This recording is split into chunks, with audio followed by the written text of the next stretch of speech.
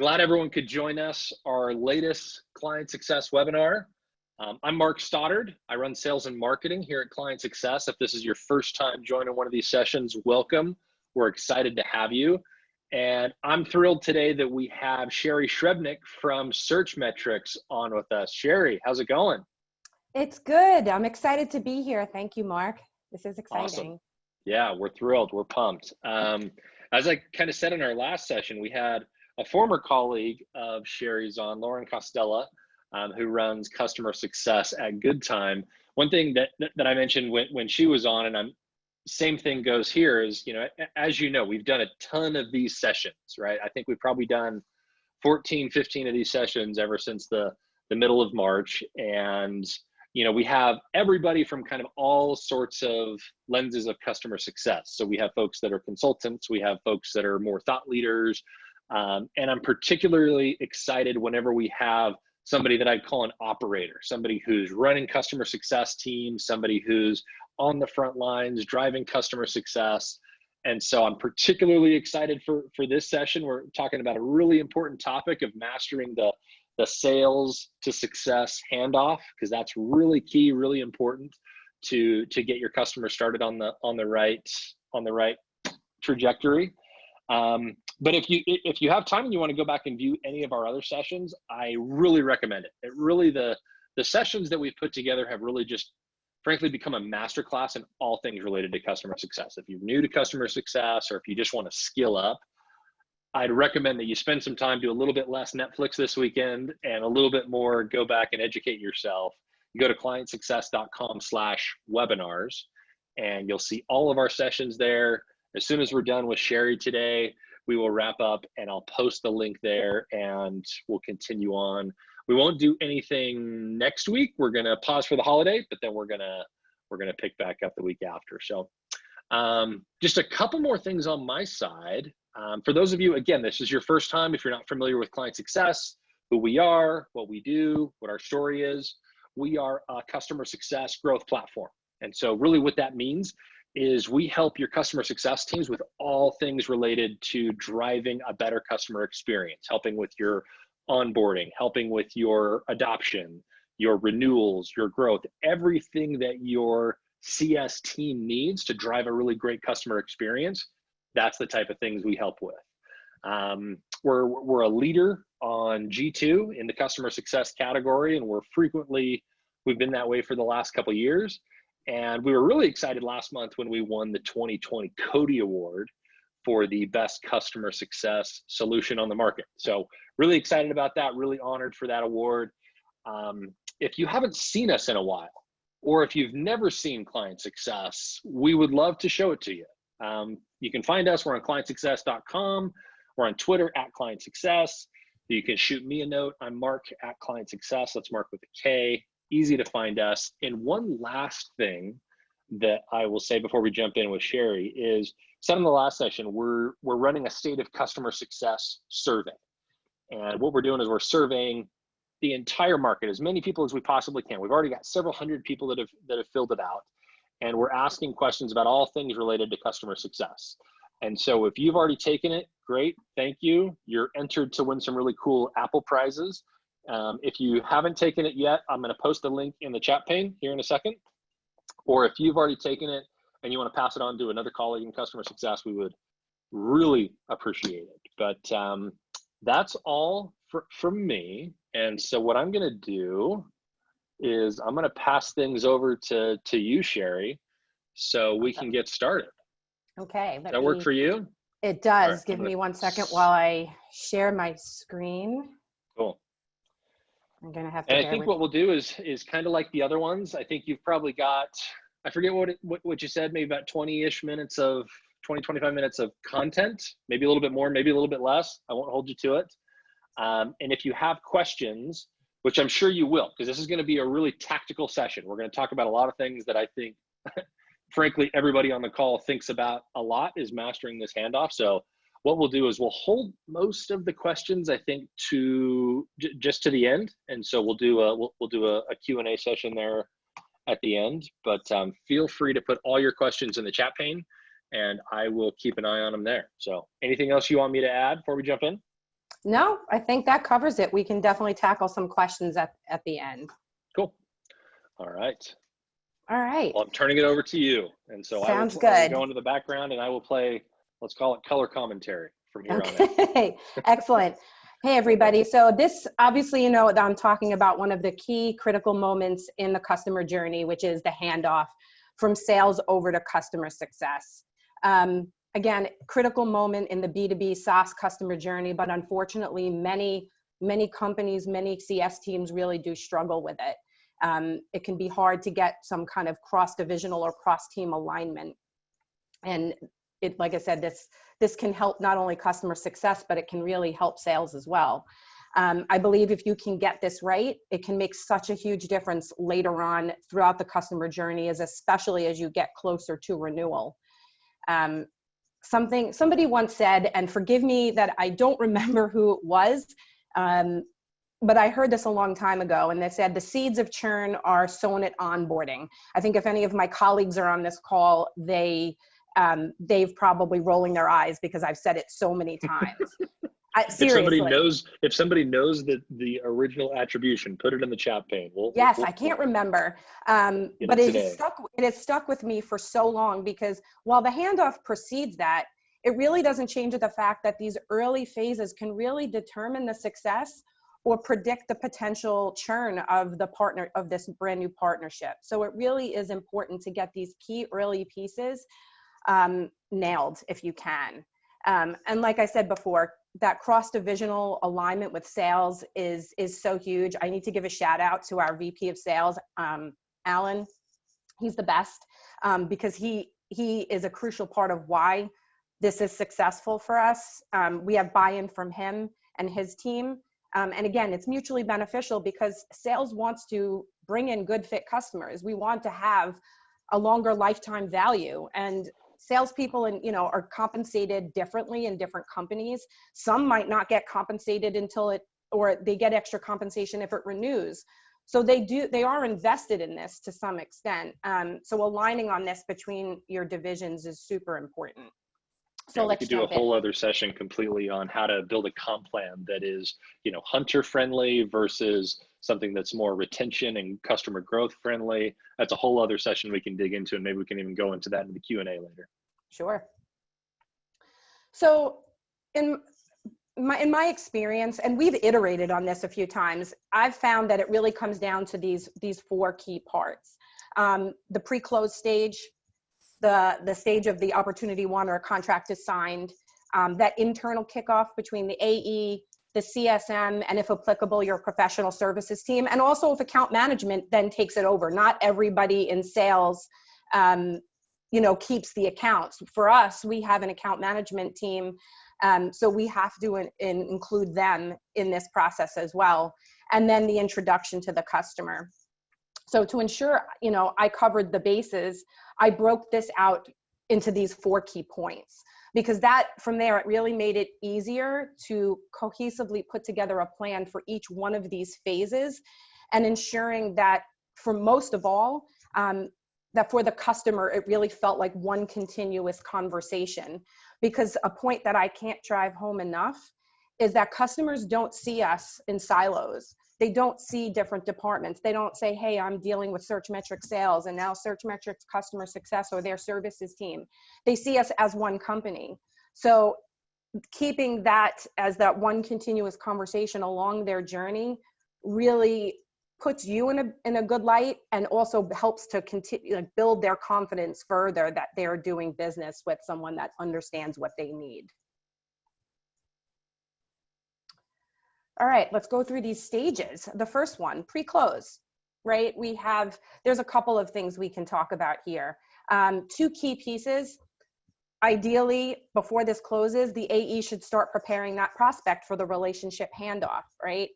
This can help to highlight, as I've said here, how the CS team has helped other customers in that particular vertical solve similar challenges and achieve their objectives. And the reason I put this too is because oftentimes we've had clients where we only want to work with a CSM that has experience with our type of business. So we try to impart the fact that all of our CSMs are rock stars, because we don't segment like that, or we don't have CSMs for a specific niche or vertical.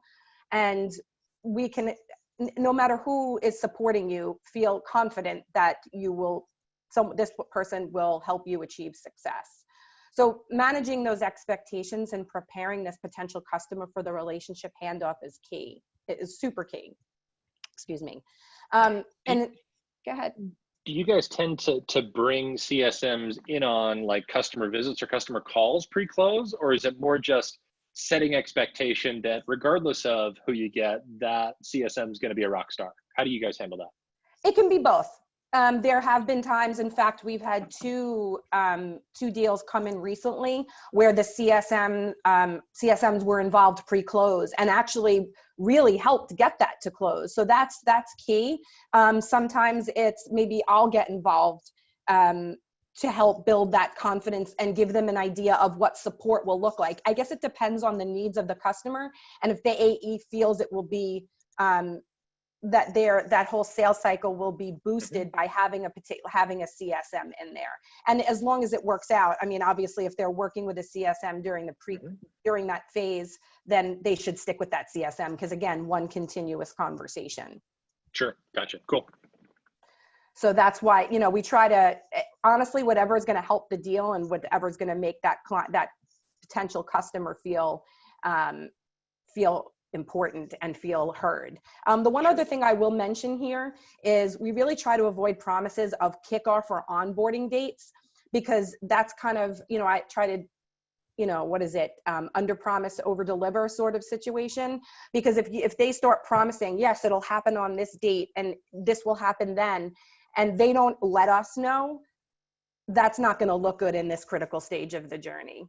And we've had an issue like that before where, we had to do a lot of scrambling to try to meet that at the last minute. And it still really was not a smooth kickoff, just because there were a lot of very, very specific promises made and no one was made aware of it. So try to avoid that if you can, in my opinion. A lot of it's like just promising in a silo. Like sometimes it's okay. Like if I go have a conversation with CS before and I say, these guys would really like this, what are your thoughts? And, you get everybody on the same page, but it's when, sales is off being a cowboy and saying, oh, yeah, of course we'll onboard you tomorrow, without actually talking to anyone about it. Right. I mean, just get us involved. I always say, just come to me. If you tell them, hey, the contract doesn't start for 2 weeks, but we'll get you moving ASAP once you sign it. If that's something that they use as an incentive to sign that contract, just let me know and we'll work with you and we'll get this ironed out. But that's transparency and communication as well, yep. Right? So moving on to that second phase, which is the opportunity one.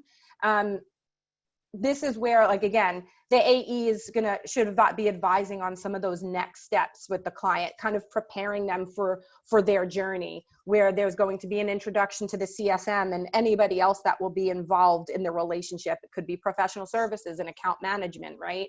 There'll be a kickoff call and, giving some basics as to what that will look like, and then onboarding will follow. This is also a good time for the AE if there's any data that might be needed for implementation. For example, if we have professional services that might be helping out in the beginning, or for those companies that have an implementation team that it goes to first prior to it going to the CS team. That's helpful, saying, hey, these are the expectations. This is what we're going to need from you, a timeline and, some details, because that helps to provide that transparency. And again, you're keeping that conversation going. What could help here? Maybe a one-pager that the AE can share that's done by maybe, whether it's, whoever does that kind of client-facing documentation, whether it is CS or product marketing, a one-pager that the AE can share with the client they always have on tap to say, hey, this is what this is going to look like. But this is, again, communication is key between sales, between customer success and potentially professional services, that usually should have been started pre-sale. The internal kickoff. So the goal here is information sharing with your customer success team. And again, forgive me for being redundant, but professional services and account management, if that's how your organization is structured. This is to help set them up for success, an ability to provide that, yet again, the continuous conversation. Because ideally in that kickoff call, your CSM should be able to start where sales left off and go deeper. The customer shouldn't feel as if they're answering the same questions over and over again and they're repeating themselves, because this can erode confidence and give the appearance of poor communication on our end. And you certainly don't want that. So we need to know from sales, and I'll get into that on the next slide, some of the criteria that we're looking for, and that should be super helpful. We have a playbook for this. So the AE knows in advance what we're going to be asking them in that internal kickoff. And it's also important to review the commercial details, so we understand the amount of resources, if there's different products they bought, that kind of thing. Because all of this really ensures more of a seamless handoff, and it can also help to start building out the account plan. Because then the account plan, the next step for that would also be after your kickoff. Now you have a ton of information from the client, and your account plan should be pretty robust at that point. So let me dig into the details on some of the pieces of the playbook that we use. We use sort of that MEDIC framework. There's an extra D and an extra C in there, as you'll notice. But this is a small snippet of our process, but it does highlight the key information that CS is going to need prior to the kickoff. What metrics will the customer be using to measure success? And again, this also is going to depend on what kind of software, like what your value proposition is, right? Who is the economic buyer for this account? And are they just the buyer, a signature on a contract, or will they have influence further down the road? Do they hold the purse strings? Who are the players in this, right? Decision criteria. What did the customer base their buying decision on? Who holds the keys? Again, who owns the budget? What is their renewal process like? What was it like to get this signed? Was procurement involved? Because this can also help as we're getting closer to the renewal. If we know this can take 1,000,000 years, because I'm pretty sure everybody on this call knows that you have renewals that can take 3-4 months because it has to go through so many different stages and departments. So knowing that in advance is super helpful. Identifying their pain, needs versus wants, right? What was the compelling event? Was there a compelling event that made them make this decision to buy your software and invest in your software? Again, champions. Who are the champions in this account? You have to have at least one. Ideally, what I think you should have, I like to call it the little triangle, where you have 1 executive, 2 power users, and 3 champions. And that way, if you structure it in that way, it can, if someone leaves, you're not left in this whole, oh my God, now this is at risk, our 1 champion is gone.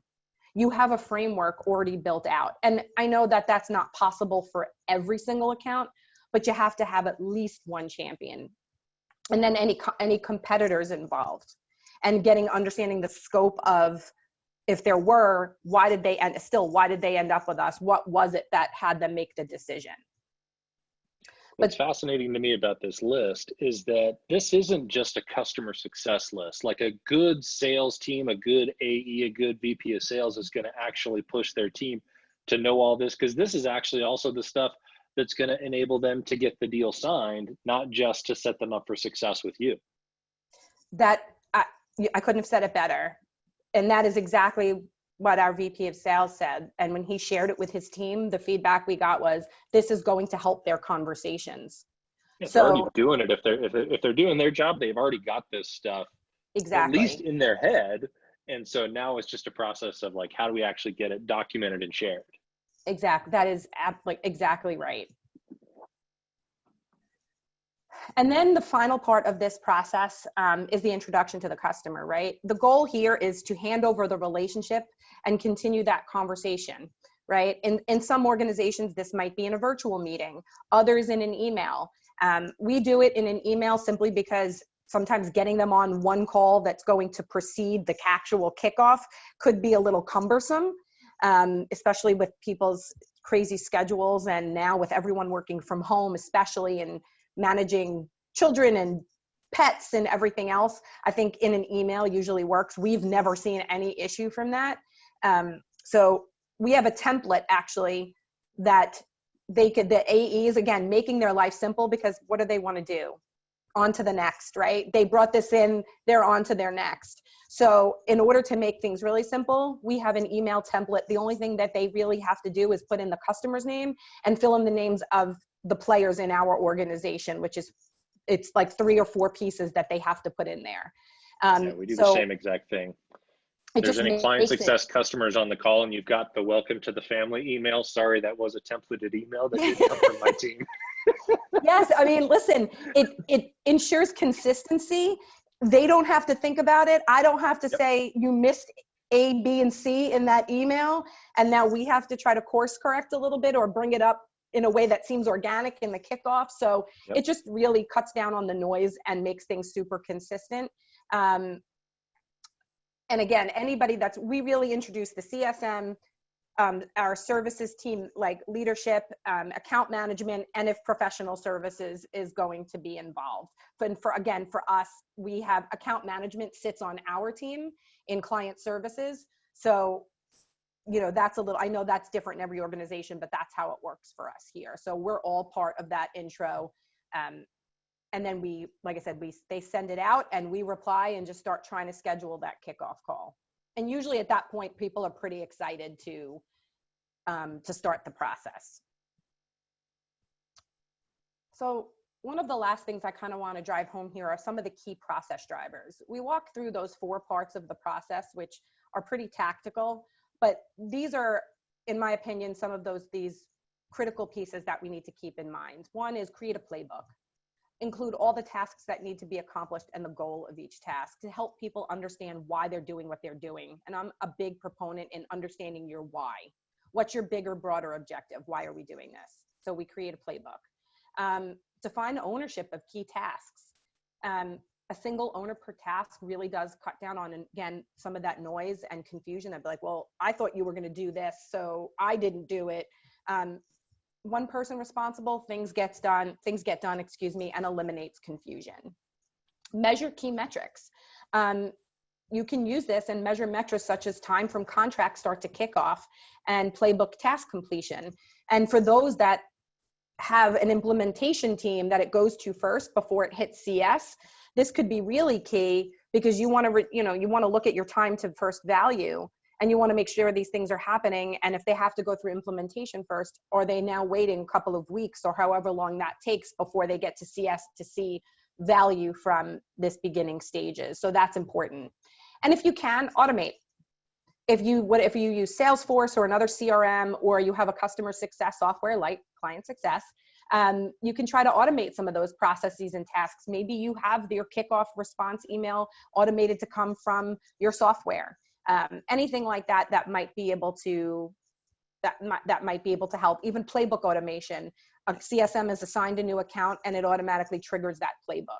So those are some key pieces that can really help and help, again, drive this process with that one continuous conversation.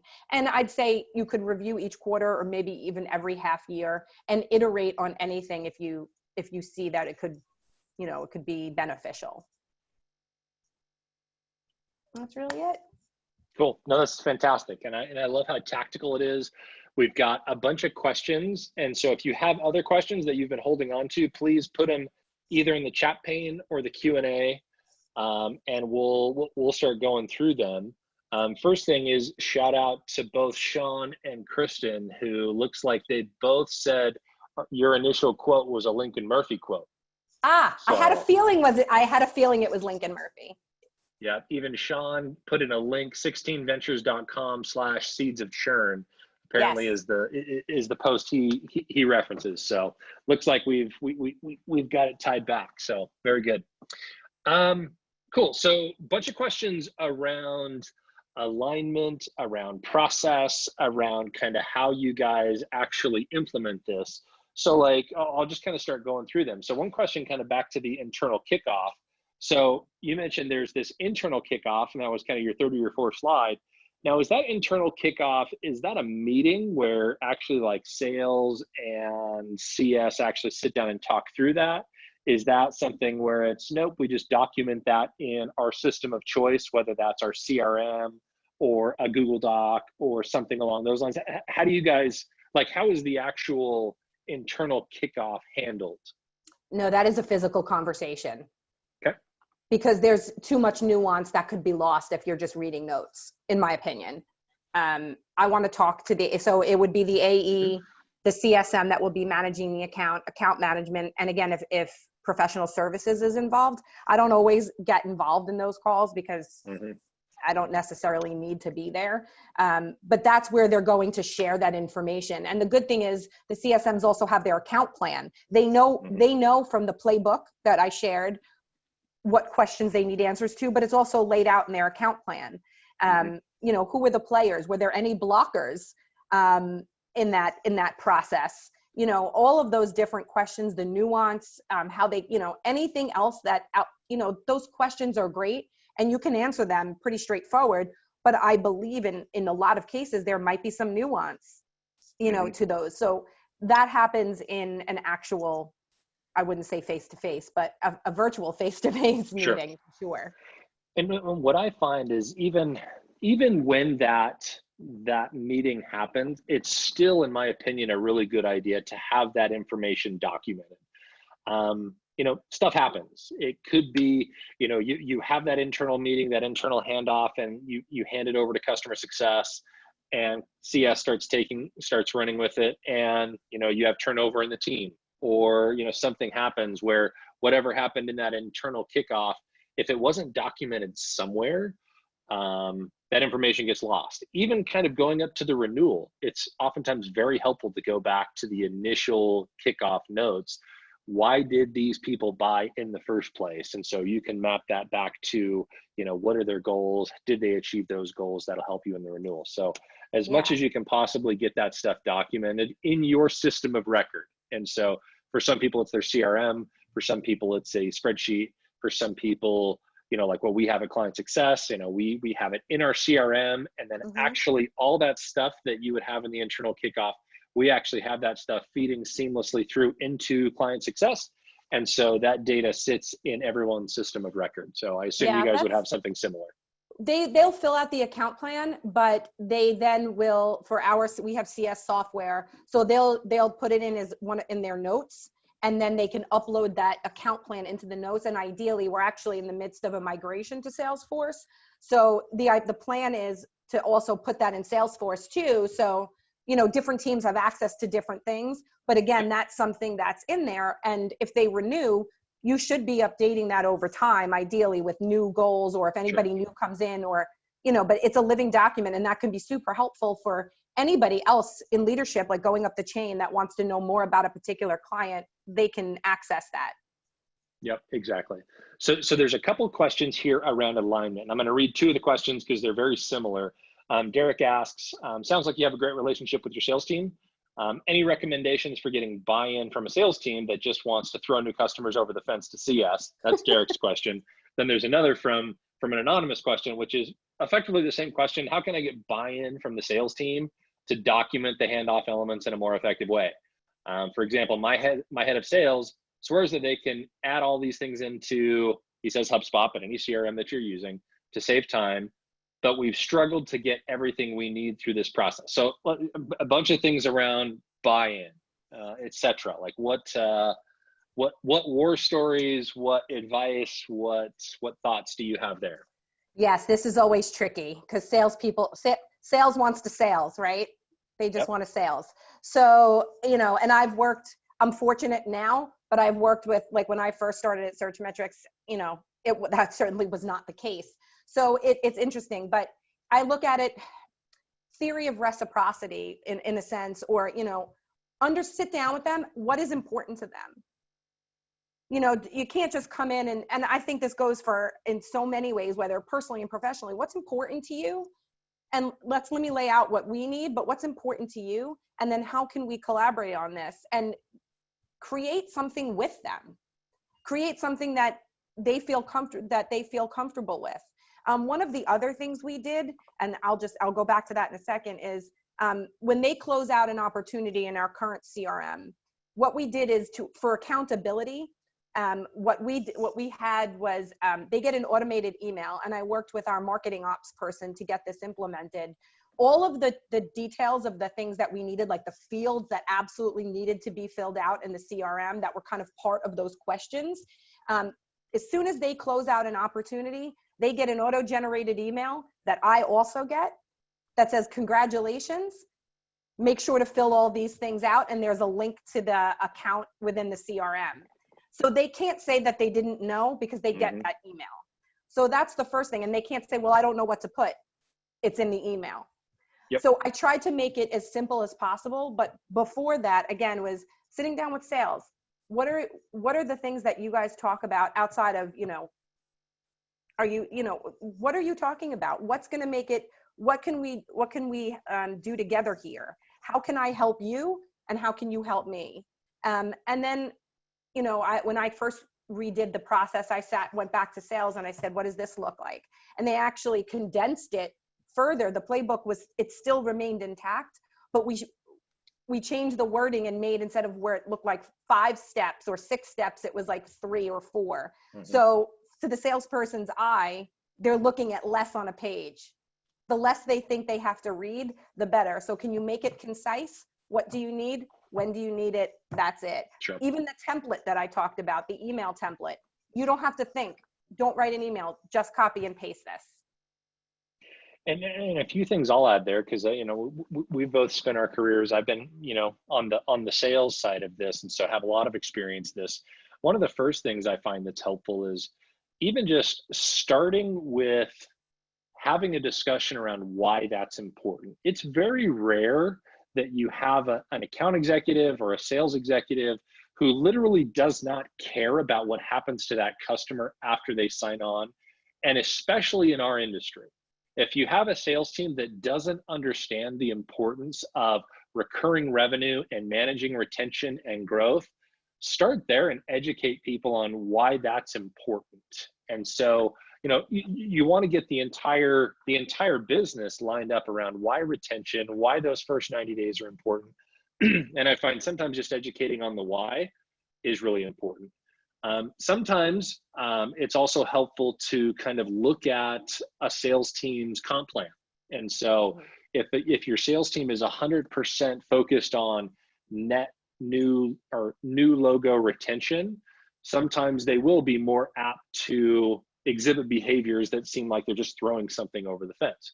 And so, like, if there is a retention or a growth component, or if you go back and listen to our session a couple of weeks ago with Mark Roberge, one of the things that he advises is thinking about, what is that first leading indicator that happens in the first few months of an engagement that says, if this thing happens, this customer is going to be successful. So for HubSpot, when he was there, it was if the customer is using a certain amount of apps in the platform, or for Dropbox, somebody's taking this action. And what his advice was actually, if you get a new customer that actually meets one of those indicators, incentivize them, give them a kicker, give them a spiff, give them something on that. All that drives incentivization. That's not the right word. All that drives everyone's incentives to think really clearly about fast onboarding. And so there's a bunch of stuff there. There's even a few interesting comments here. Jen in the Q&A says, look, she says it's super easy for sales if she just does an interview. So she'll sit down with them, nothing for them to type. Sounds like she just asks them the questions, probably records it on a Zoom or something. And it sounds like she's more likely to get buy-in to that. So that's a good idea. Thanks for saying that, Jen.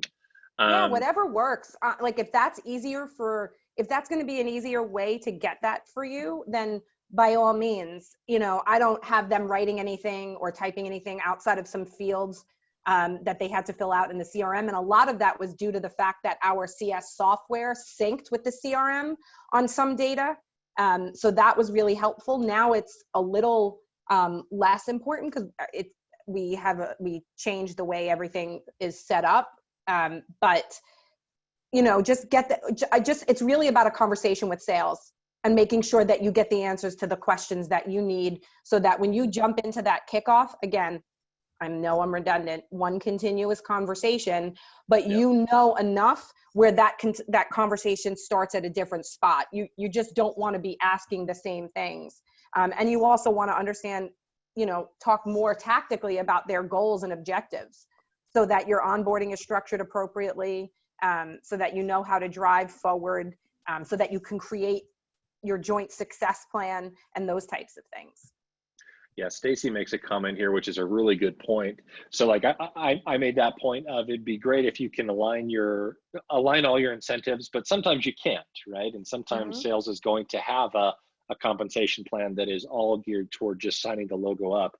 And what Stacy mentions here is to remind sales that they may need a customer reference for a future sale. And so even in that case, driving their incentives, making sure that that customer is onboarded, happy, successful, they're more likely to get a reference, which will lead to another sale down the road. So really good point, Stacy. That's a great point. And it's actually something we included on our account plan, because, the more they come to us, do you have any references in this vertical or not? So they don't realize, again, that can help them down the line. Sure. Cool. I'm just going to keep going here. So Hardik asked this question, especially around the current environment. So talks about how COVID-19 has generally increased the size of buying groups for B2B, which leads to longer, more difficult sales cycles. What suggestions do you have for decreasing time to value? Interesting point. Any thoughts that you have there, Shari? Well, I think it really depends on what the value proposition of your software is. Okay. I can talk to it from my perspective and based on what we do, and some of the measures that we're going to start taking. And this was a collaboration between sales and our services team, our whole client services team, which is customer success, account management, and professional services. So how can we increase time to value, increase the time to value in those early stages, and those types of things. So we're actually having those conversations, and we're looking at how we, price and package and what we can do. So that, I guess it really just depends on your value proposition. So for us, Searchmetrics, we're global SEO and content marketing software. So for us, it's, SEO is a little bit more difficult because it's at minimum a 3-month game, right? But it's getting yourself set up in our software so that you can now track your data and your keywords, getting those projects set, maybe getting reporting set up so that you can share with your executives so they can see reports on key pieces of your business week over week.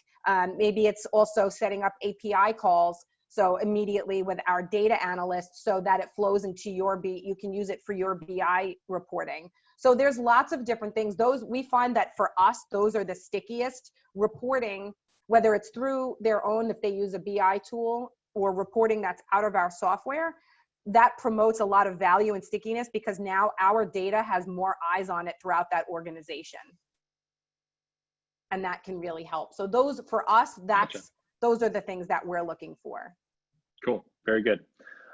Michael has an interesting question here about onboarding surveys. So his question is, do you send an onboarding survey to every new customer to gauge their needs at the beginning of the relationship and to help you fill in some of that MEDDIC framework? There's a bunch of comments on the MEDDIC framework. I think it's, everybody's loving the MEDDIC framework. So thanks for bringing that up. But so I guess for you, do you guys do onboarding surveys? Is that part of your process? Is that something you'd recommend? What are your thoughts? I do recommend it. We do not do it. It is on my agenda.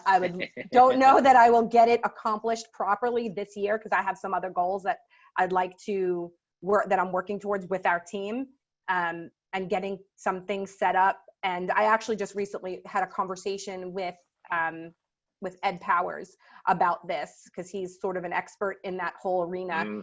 Sure. And he gave me some great information on that, because from what I understand, these are things you want to start again in this early process, maybe even pre-close when the CSM and you're talking to this customer. You want to start the conversation around the onboarding, what it looks like for them, how it's going to help them, and then preparing them for the fact that, hey, at the end, we're going to have a survey for you. We just want your we're going to look for your feedback, not even say, hey, I'm going to send you a survey. We're interested in your feedback at the end because, that type of information is going to help us better serve you.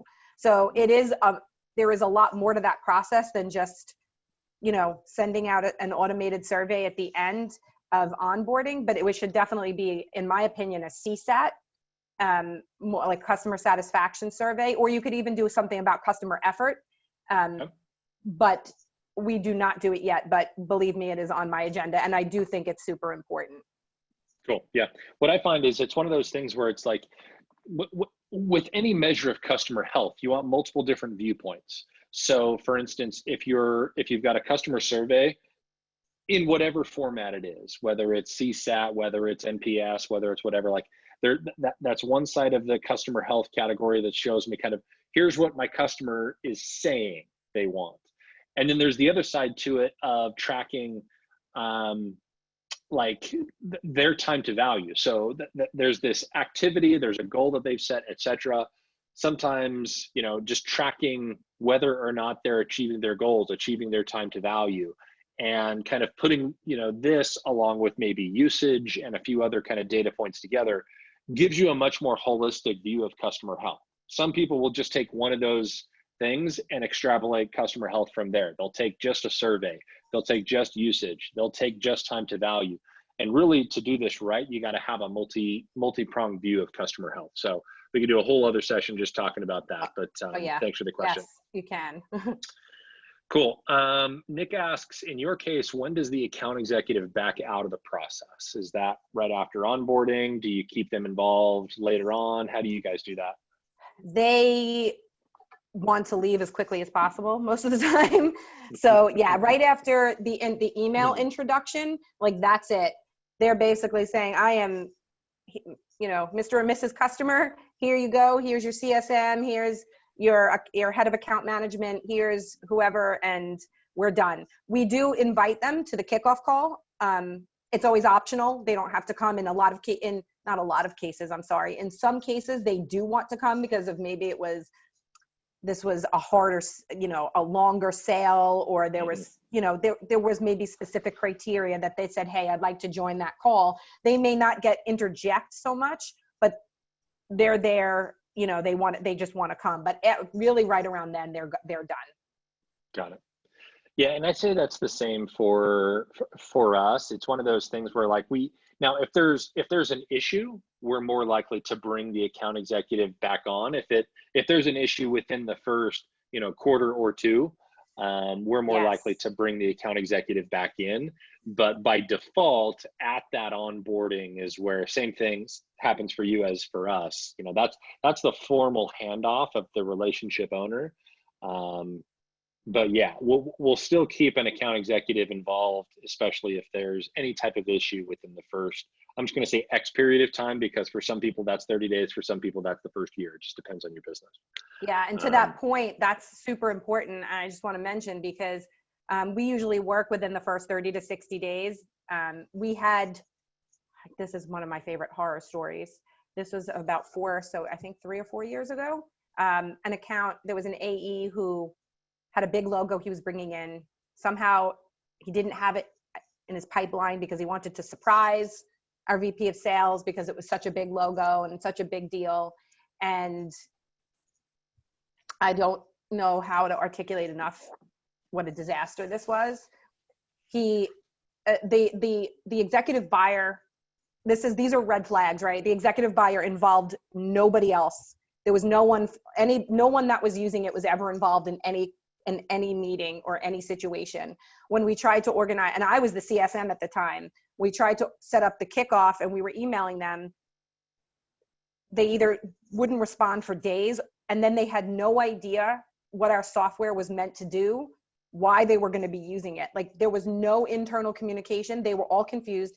It took 3 weeks to try to get even a date on the calendar. In that time, like, there was so much back and forth. I sent it right back to sales. The VP of sales knew, our CEO knew, and I said, I am not taking this one step further until these things are ironed out. This will churn. This is already at high risk. It's the ink on the contract isn't even dry.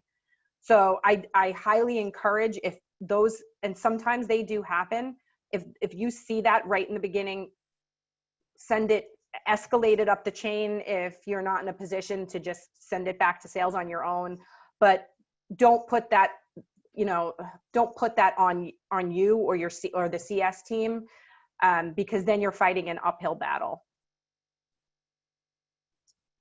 Yeah, there's plenty of those horror stories out there where, yeah, sales rep wants to be hero at the end of the quarter. And actually, I suspect some of you that's going to happen to today, because today's the end of the quarter. there's gonna be a logo that pops in at the close of business today. So yeah, so keep an eye on that and keep open lines of communication. Really important to have that button down. Here's a question here around, how do you handle turnover within the customer? So do you, if your main point of contact leaves and now somebody else joins, do you run a playbook for kind of another mini kickoff call for all the new employees? Do you do additional trainings? What are your thoughts on that one? Great question. So a couple of things here. Again, it depends on who leaves, right? So yes, there is a playbook. Let me say that first. There is a playbook for when somebody leaves. There's an email template as part of that playbook to reach out to that person. Now, if it's just somebody that's been added to the team, like a new person, somebody left and somebody else is new, like they're an individual contributor, they're not really an influencer over the budget or anything like that. They're just part of the team and an individual contributor. Then we usually work it out with our main point of contact or champion to set up training for them, sure. And we'll do that outside of the normal cadence of meetings that we have with the customer to ramp them up pretty quickly. It may not be the normal length of an onboarding, but maybe we'll do, I would say, about 2 sessions to make sure that they understand how to use the software, but more importantly, what is their role? What are they focused on? What are they responsible for? So that we can really hone in on what they need to know and get them up to speed as quickly as possible and direct them to the places in our software that they should be spending their time based on what they've told me that their day-to-day is. If it's someone higher up in the chain, maybe that the leader of the team, and it's one of our champions, but also someone, again, that may have influence. Hopefully, if you know beforehand that they're leaving, you might already have some information. But if you log in one day and you get an email that you have a new person at your account, and this happened out of the blue, I would reach out as quickly as you possibly can. See if you can grab any information. Use LinkedIn. If you don't know anything, try to gather some information, maybe from your other contacts. And yes, there is a playbook. You want to reach out. And in that case, if it is someone that's more in a leadership role, director level or something like that, then you would want definitely more of a mini kickoff for sure, because now they're coming in and they're responsible for everybody else.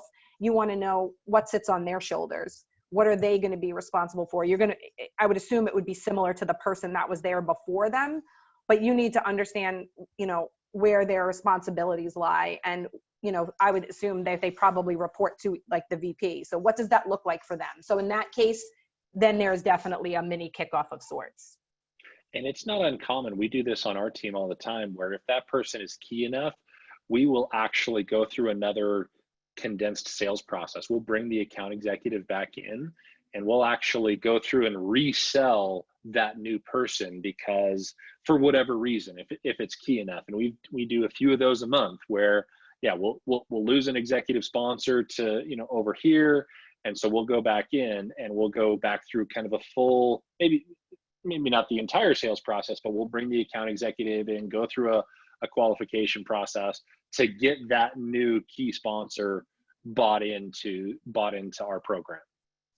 Yeah, like I said, sales has already gone from that. So if it's definitely someone key, again, that has influence, budget holder, executive of some kind, then it won't just be the CSM. I'll likely reach out as well, so that there is more of that. Sure. My counterpart, executives, good. Exactly, and even my counterpart in account management, the two of us will probably tag team that call together. And then if needed, our VP of all of client services, and they may just shoot them an email, because I don't want to overwhelm someone who's not only, they're new in their role, so they're learning 8 million things. So you don't want to kind of just pile on to them. So yeah, that's a good point. So a lot of the questions we've had have been around, how do you get buy-in? How do you get buy-in to this process? Because oftentimes it is, it is a different lift. And Britt asks a kind of a different version of this question. So as a customer success focused sales team member, so this looks like Britt's on the sales team, are there metrics that I can start tracking to establish a basis for building a stronger customer success focus? AKA, are there strategies for proving CS value in a heavily sales focused small company? So we're heavily sales focused. I'm on the sales team, but I see the importance of having customer success. What advice do you have for Britt on that, if anything? I think in a lot of cases, this might even just go all the way up to your leadership, to like the CEO, and the message of, customer centricity and what this looks like. Many organizations are very heavily sales focused, and it can be a challenge for sure. And I speak from experience in some cases, but I think it's, the message from the top down that will definitely help. Something that you can measure. I mean, I would look at understanding what the NRR is, because most of us in CS, we're focused on retention and growth. So we're looking at our NRR, which is just, churn and your upgrades and your downgrades. So what do our targets look like? What is our general baseline? What are your targets, and how is the team performing?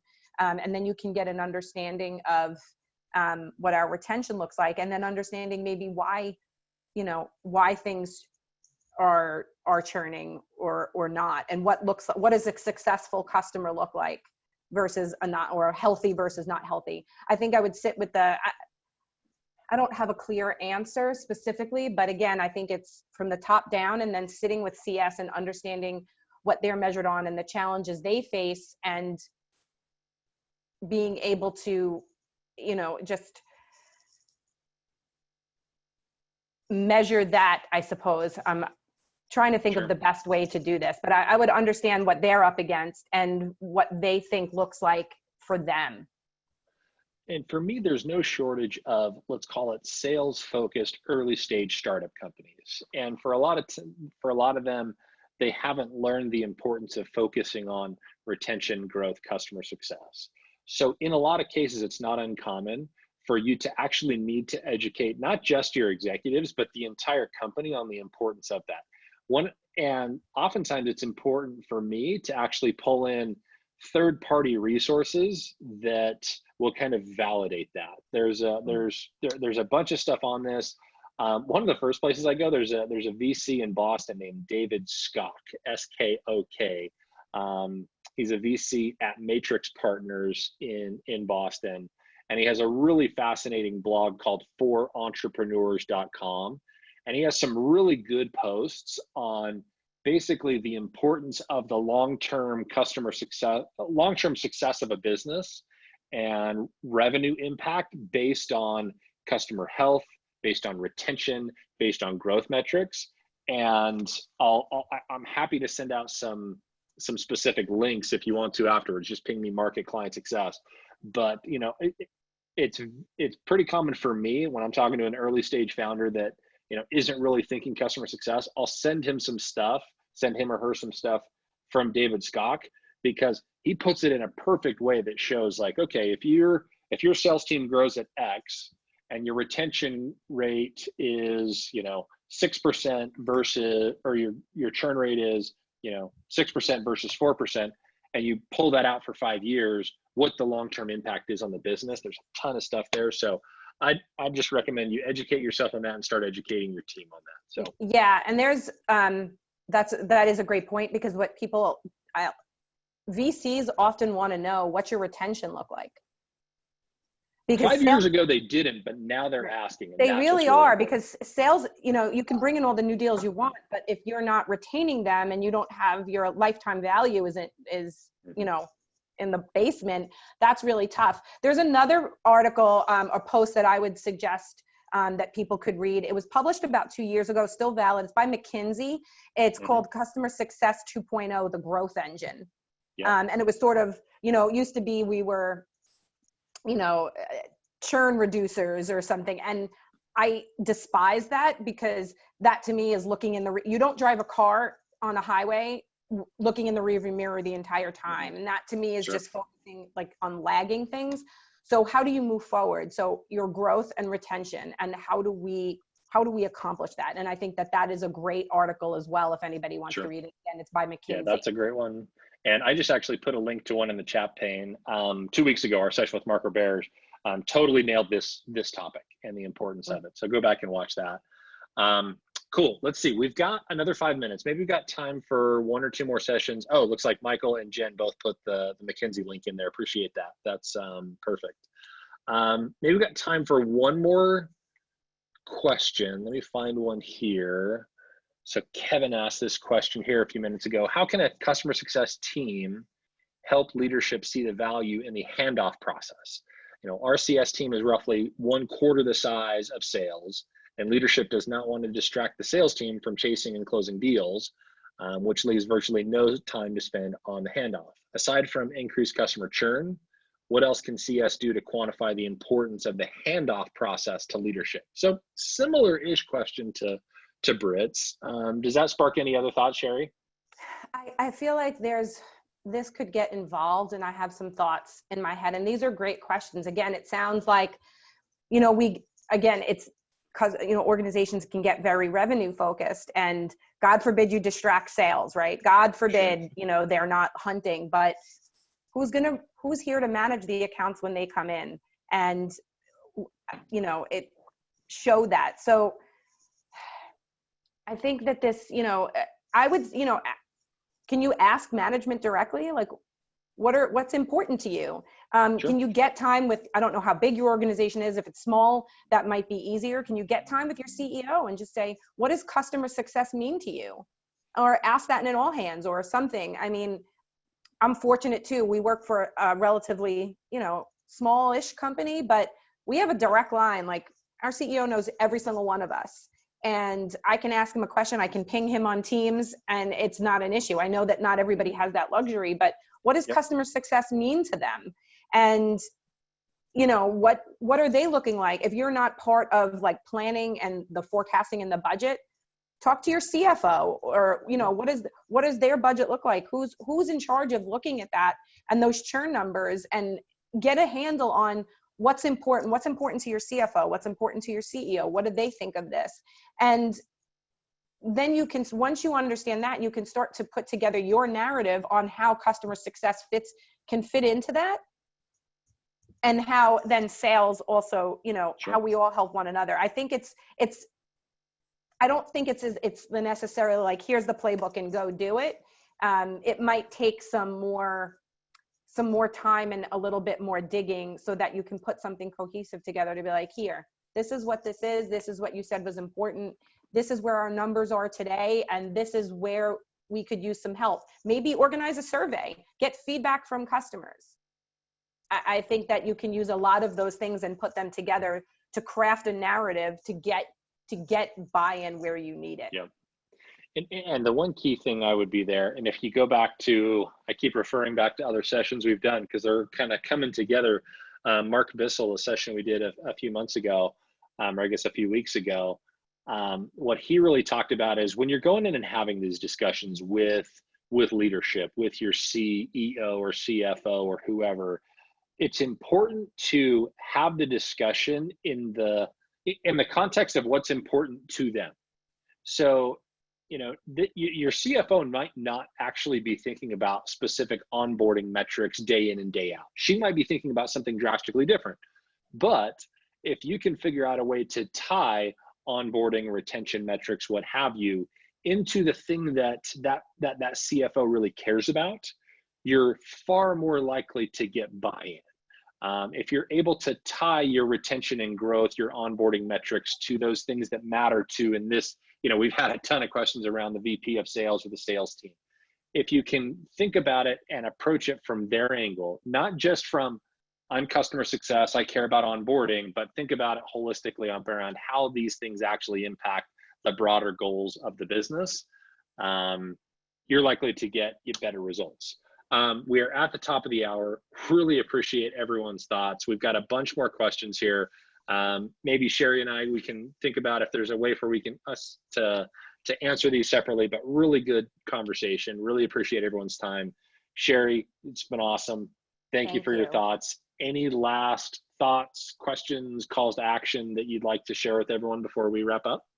I mean, I hope everybody got some value out of this. I know it might look different for many of you in your organization, but I would say, you know, if you can nail this process and, you know, build that playbook and get the right players to help you here, I think you'll see a huge difference, because again, it's, you know, you've got to put the customer first. I always say this is about their journey and how they feel, not about how we feel.